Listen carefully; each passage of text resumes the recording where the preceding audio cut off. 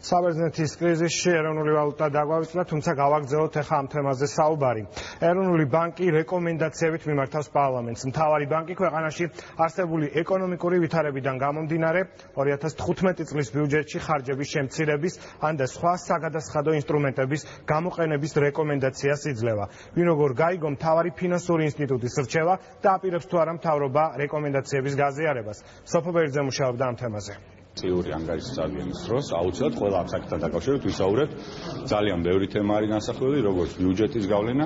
ვიდრე კანონმდებლები მთავარი ბანკირის მოსასმენად მოიცლიან, მანამდე გიორგი ქადაგიძის უწყებამ პარლამენტში ბიუჯეტის კორექტირებულ ვერსიასთან დაკავშირებით დასკვნა გაგზავნა. დეპუტატ მეჭიაურის სახელზე დაწერილი სამგვერდიანი დოკუმენტით ეროვნული ბანკი ქვეყანაში არსებული ეკონომიკური მდგომარეობიდან გამომდინარე მმართველ გუნდს მიმდინარე ხარჯების შემცირების რეკომენდაციას აძლევს.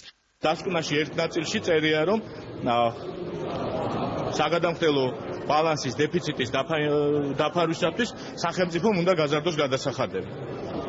მე სიმართლე გითხრათ, არ მესმის ეროვნული ბანკის ხელმძღვანელობის, რომელიც თავის თავზე იღებს გადაწყვეტილებას, რომ მთავრობას და პარლამენტს ურჩიოს გადასახადების გაზრდა. ეს არ არის დასკვნაში არ არის საუბარი არც ერთ ნაწილში, რომ გადასახადები უნდა გაიზარდოს.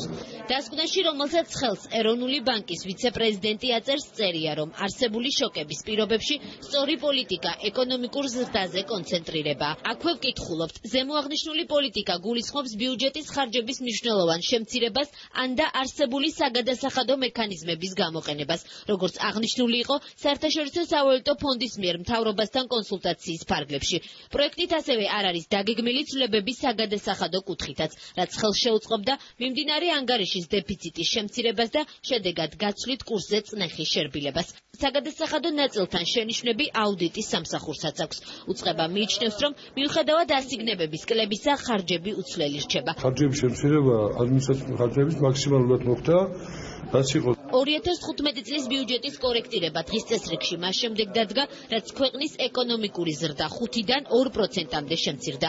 ახალ რეალობას მთავარი ფინანსისტი ბიუჯეტის შემცირების გარეშე მოერგო და პარლამენტში გაგზავნა დოკუმენტი, სადაც წერია, რომ ხარჯვითი ნაწილი 160 მილიონი ლარით კორექტირდება.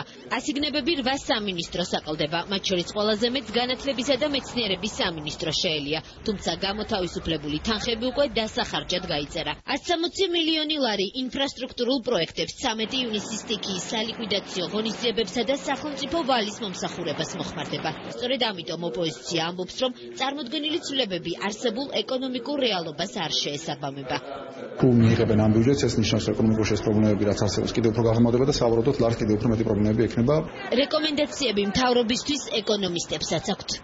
იმისთვის, რომ ბიუჯეტი პრობლემად არ დააწვეს და პრობლემა არ გახდეს ლარის კურსისა წლის ბოლოსთვის, ამისთვის მნიშვნელოვანია, რომ ფინანსთა მინისტრომ ზედმიწევნით თანმიმდევრული პოლიტიკა განახორციელოს ხარჯვითი კომპონენტის კუთხით. ბიუჯეტის კორექტირების პროექტით 200 მილიონი ლარით მცირდება საგადასახადო შემოსავლები, თუმცა მთავრობა ირწმუნება, რომ დანაკლისის შევსების რამდენიმე გზა არსებობს. მათ შორისაა მობილური ოპერატორების მიერ მეოთხე თაობის ლიცენზიის შეძენისათვის გადახდილი თანხები, გრანტები და სხვა შემოსავლები.